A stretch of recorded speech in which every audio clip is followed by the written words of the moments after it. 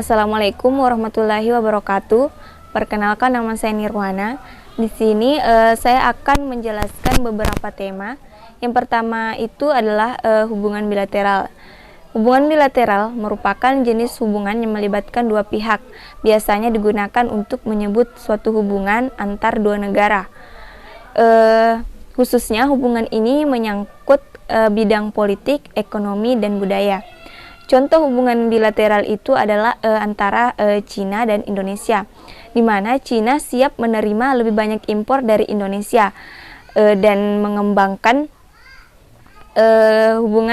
hubungan bilateral dalam bidang keuangan, e-commerce, dan pertukaran budaya. Inilah yang dikatakan Presiden Cina.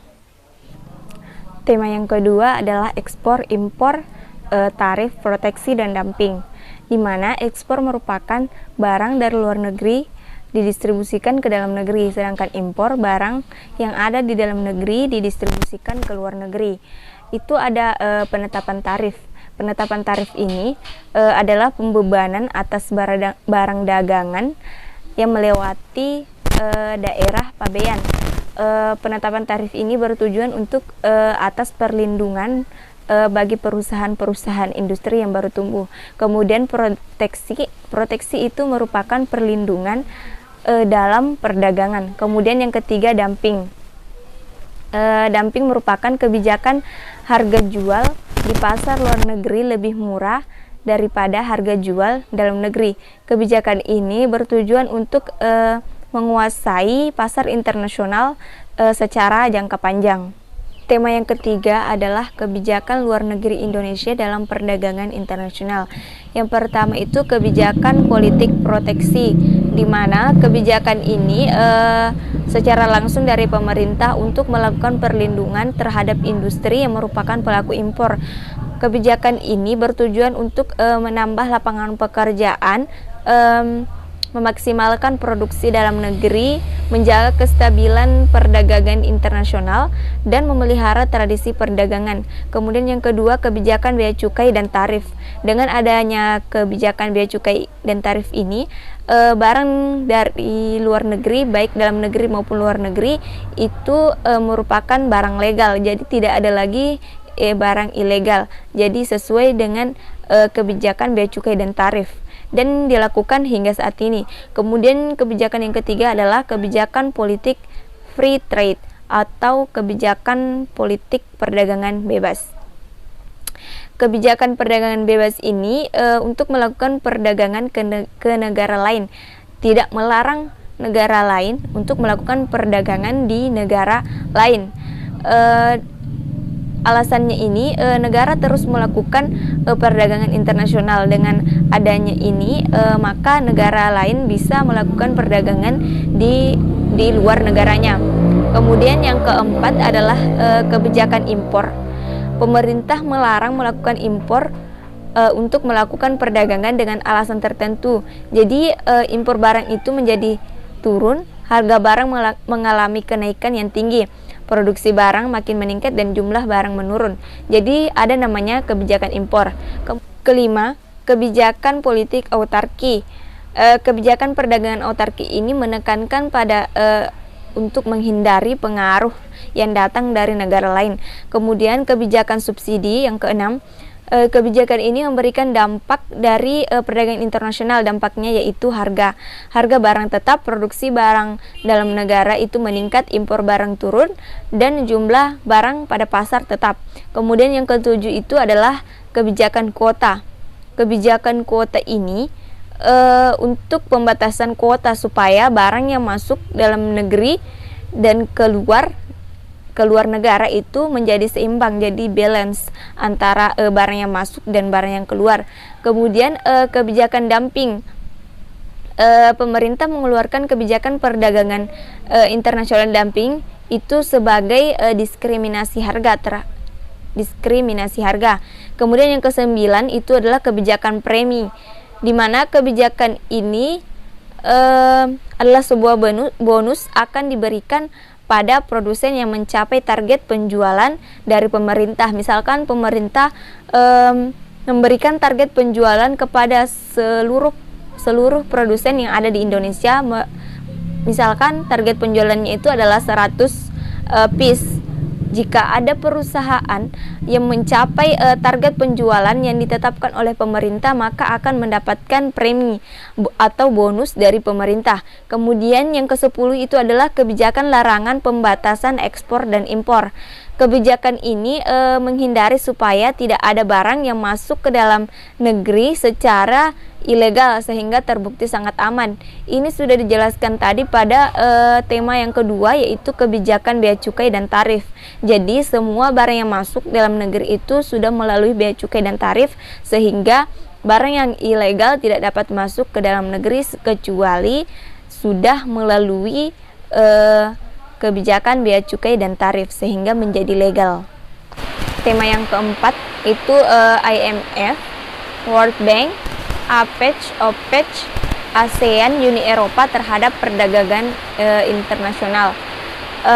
IMF itu International Monetary Fund.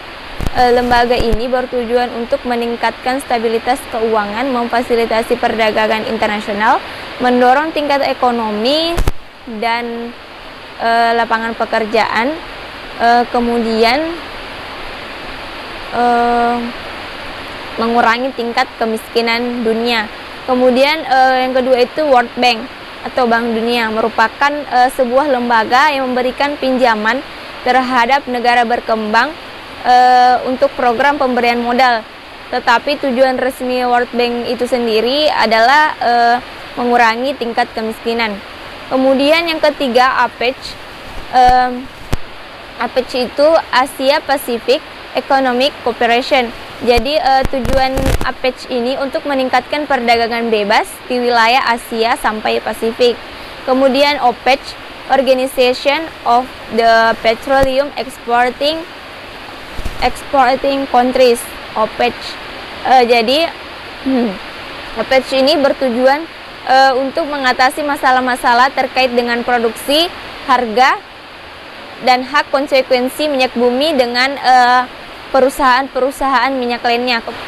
Kemudian ASEAN itu Association of South Asian Nations. Jadi ASEAN itu adalah organisasi kerjasama internasional yang berada di Asia Tenggara termasuk Indonesia. Kemudian Uni Eropa. Tujuan utama dari Uni Eropa itu adalah meningkatkan kemajuan ekonomi dan sosial, terutama dengan penciptaan pasar bebas. Kemudian tema yang kelima adalah wajah Indonesia di mata dunia dari segi ekonomi. Kita ketahui bahwa Indonesia memiliki sumber daya alam, baik yang diperbaharui maupun yang tidak dapat diperbaharui. Sumber daya alam yang ada di Indonesia pun sangat banyak dan melimpah. Dan bahkan negara-negara lain bahkan melirik Indonesia, dan Indonesia itu pernah dijuluki sebagai kepingin surga. Mengapa? Karena di Indonesia terdapat banyak sumber daya alam seperti emas, intan, tembaga, nikel, baik itu seperti nikel maupun pertanian, pertumbuhan, perkebunan maupun perikanan. Jadi Indonesia itu kaya akan sumber daya alam, sehingga banyak orang luar negeri itu ingin menginvestasikan dananya ke dalam Indonesia. Indonesia juga itu kan dikenal sebagai penambang nikel, terutama yang ada di Sorowako, di PT Vale Sorowako, di mana nikel itu sangat berarti bagi orang luar negeri. Jadi kekayaan sumber daya alam Indonesia itu sangat tinggi di mata orang luar negeri maupun baik itu mata orang asing maupun mata orang luar negeri, apalagi dari segi ekonomi. Kita tahu kan sumber daya alam di Indonesia itu sangat dimanfaatkan oleh orang Indonesia dan dapat menghasilkan uang. Kemudian tema yang keenam adalah saham internasional. Di mana saham internasional adalah surat berharga yang menunjukkan bagian atas kepemilikan sebuah perusahaan yang menyangkut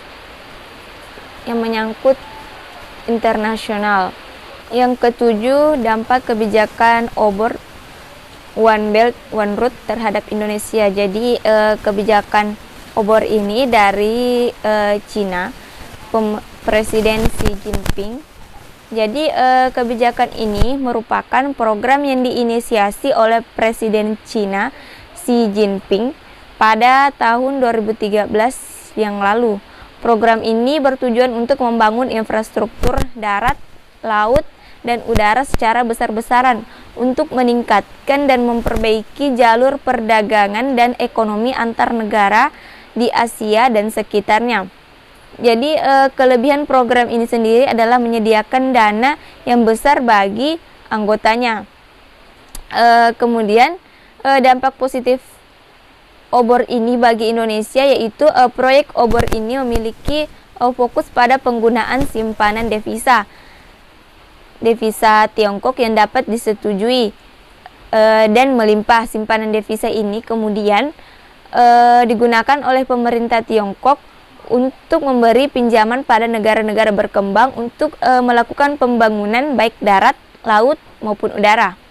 Kemudian One Belt One Road atau obor ini menawarkan dua proposal kerjasama untuk negara-negara yang menjadi targetnya, yaitu jalur ekonomi jalur sutra atau pembangunan fasilitas dan prasarana yang berkaitan dengan transportasi dan maritim, jalur sutra MSR, yaitu pembangunan infrastruktur yang terkait dengan transportasi di laut. Kemudian dampak negatifnya itu terhadap Indonesia, yaitu kan kebijakan obor tadi itu memberikan pinjaman kepada negara-negara yang menjadi targetnya. Kemudian pinjaman itulah yang dipakai untuk membangun infrastruktur pada suatu negara itu. Jadi dampak negatifnya itu dengan adanya pinjaman tersebut. Jadi dengan adanya pinjaman tersebut pasti ada bunga dengan persenan tertentunya dari kebijakan obor tersebut. Jadi jika tidak bisa dilunasi utang yang sudah jatuh tempo itu, maka bunganya lagi akan bertambah. Kemudian tawaran bantuan pembangunan oleh proposal obor ini dapat dilihat sebagai fasilitas negara Tiongkok untuk memberikan pinjaman utang kepada negara lain yang diperlukan untuk keperluan dan ketentuan yang harus dipatuhi. Tentu ini saja membuat Indonesia akan jatuh pada perangkap utang, dan jika perangkap utang itu tidak terbayar, maka akan berlarut-larut lagi pada tahun-tahun berikutnya. Mungkin itu saja yang dapat saya sampaikan pada 7 tema yang saya ketahui dan dapat saya jelaskan. Mungkin itu saja dari saya. Assalamualaikum warahmatullahi wabarakatuh.